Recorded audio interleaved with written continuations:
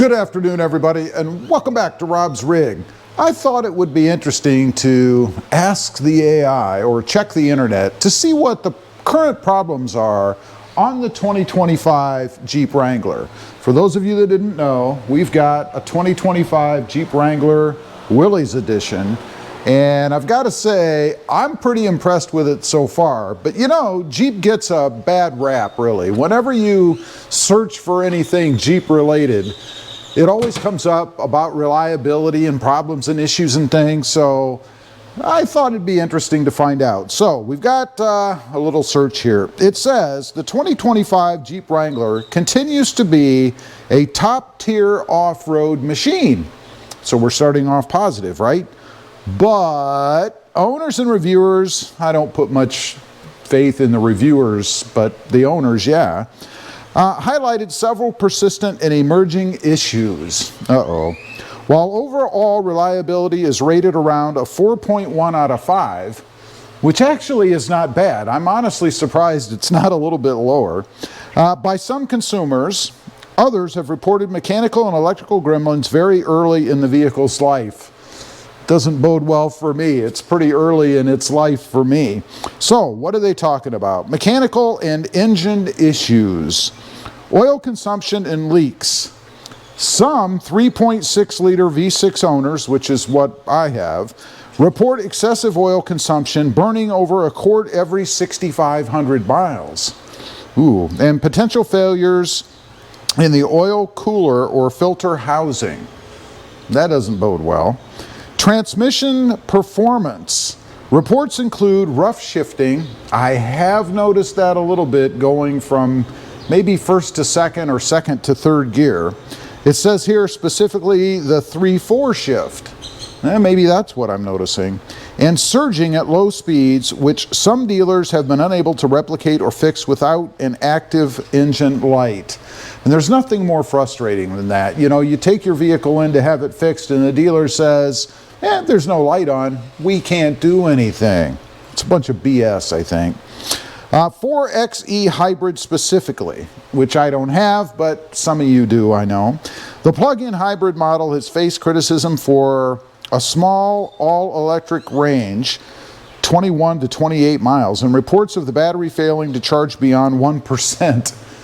Not much of a hybrid if you can't get more than 1% out of it. Steering death wobble. While Jeep has made improvements, the solid axle design remains prone to violent steering wheel shaking if suspension components become worn or misaligned.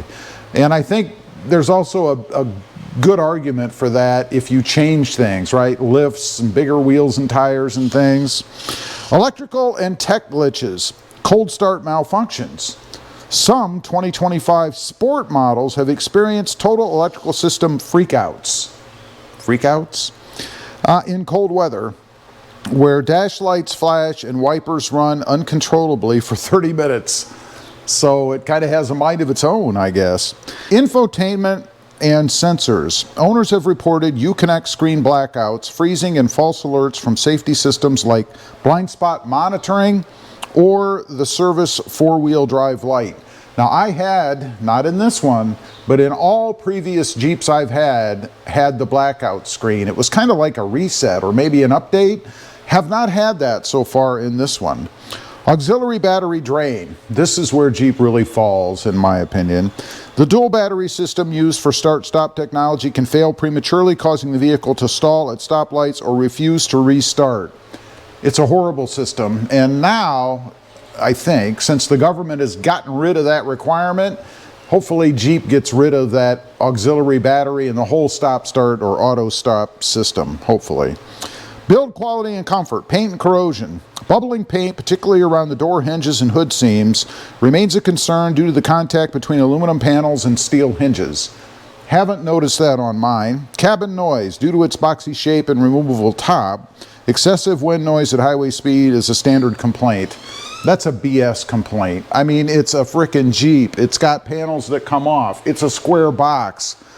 Why in the hell would anybody expect it to not be noisy? I think that's an unwarranted complaint. Water leaks. Water ingress into the cabin around door seals and roof panels during heavy rain or car washes is still frequently cited. I don't know how I feel about this one. I mean, again, it has panels that come off, but it really shouldn't leak, right? So I'd say that's probably valid, although I've not experienced it myself. Efficiency and practicality, fuel economy, generally poor across all trims, often averaging 20 to 22 miles per gallon.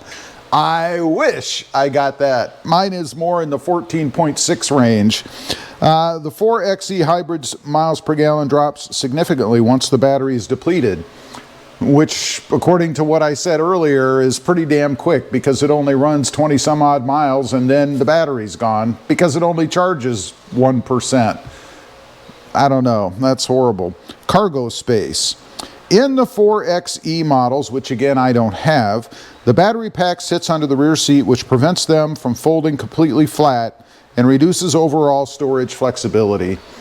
This, I think, is another BS complaint. I mean, when you go to buy it, I assume that you at least look at it or are familiar with its setup. So how can you buy it knowing it has a battery back there and less storage, and then complain about it having a battery back there and less storage, right? I mean, you bought it, so I think that's on the buyer. Finally, they have a synopsis here, I guess. It says, if considering a 2025 Wrangler, compare the 3.6 liter V6 to the 2 liter turbo for reliability. I've driven both, and if you're interested in power, which I always am, the V6 is just a little bit more, has a little bit more power from a longevity standpoint, if that makes any sense. And what I mean by that is the 4-cylinder turbo tends to top out and then you're done. But the V6 doesn't. It continues to climb, if you will, when it comes to power. One of the big things I noticed, the 4-cylinder was relatively quick off the line, but it kind of petered out, if you will, pretty quick. You can check the NHTSA if you've got any concerns about recalls or anything like that. And then I guess there were, I don't know if they still exist, but tax credits for the 4xe, the hybrid version, I suppose. I guess you have to kind of decide whether or not you want to deal with potential hybrid problems like storage. I don't know. And whether or not the tax incentives or benefits that you can get by buying the hybrid are enough to outweigh that. I don't know. So anyway, that's kind of what's being said right now about the 2025. I don't know if the 2026 has been out long enough to really get a good idea of what's going on with it.